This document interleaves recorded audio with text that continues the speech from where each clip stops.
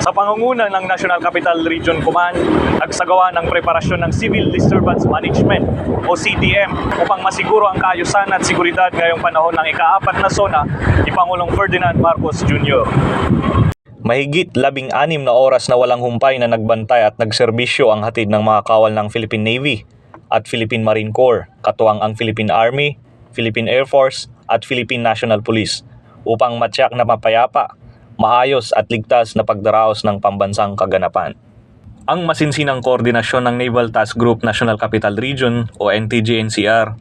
at ng iba't ibang unit ng hukbong dagat ng Pilipinas ay malinaw na patunay ng kanilang dedikasyon para maging sanggalan ng ating gobyerno laban sa anumang klase ng panganib at kaguluhan. Hindi alintana ang pagod at puyat, ang mga tauhan ng Philippine Navy ay nanatiling alerto, profesional at handang rumisponde sa anumang insidente bilang bahagi ng Civil Disturbance Management o CDM at Security Operations para sa SONA 2025.